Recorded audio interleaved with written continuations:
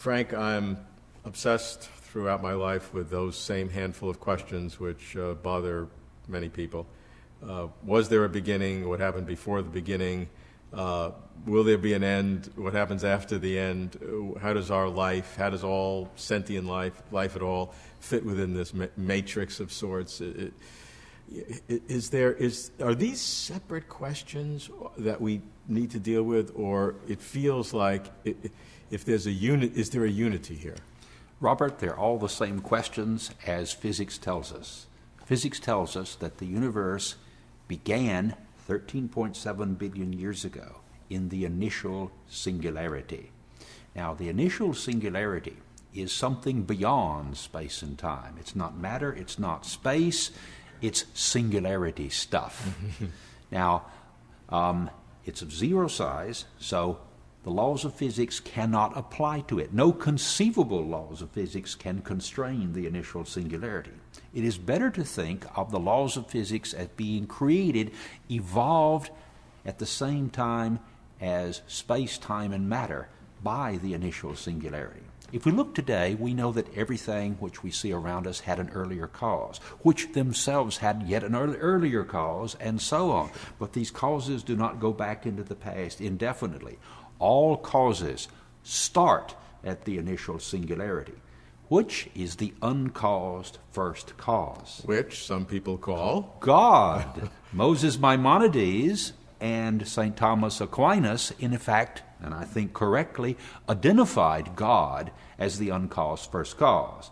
They said, if you have found the uncaused first cause, you've found a God. Well, I guess there are only two possibilities. You have an infinite regress of something causing forever, or you get back to a point where you have something that was an uncaused first cause. Exactly. There's no other alternative. There is no alternative, and physics tells us which it is.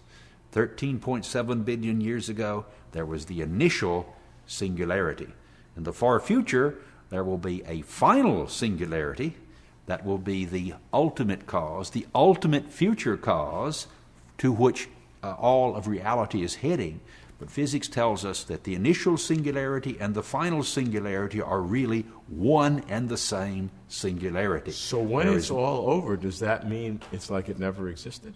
No, because you have the whole of reality. You have all of these wonderful experiences, which we are now enjoying in listening to this program. These experiences are real. This is reality. But there is a more fundamental foundation for reality, and that is the cosmological singularity, which creates this reality in which we find ourselves and controls it, guides it at all times. And is this a one-time event from the initial singularity, an expansion, and then for some reason a contraction back to that singularity?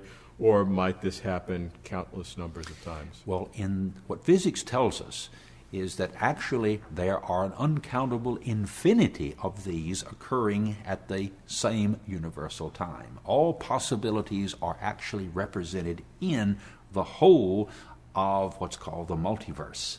That we have all possible universes out there, and not only all possible universes consistent with these physical laws which the singularity has created, but an uncountable infinity of each possibility.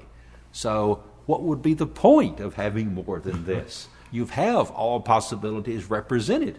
If you wish, you can just limit your time to one of those and then say, well, let's look at another one, and let's now look at another one. But you've got all possibilities there in the whole ensemble, yes. There's no point in having any more than that. What could be more than everything?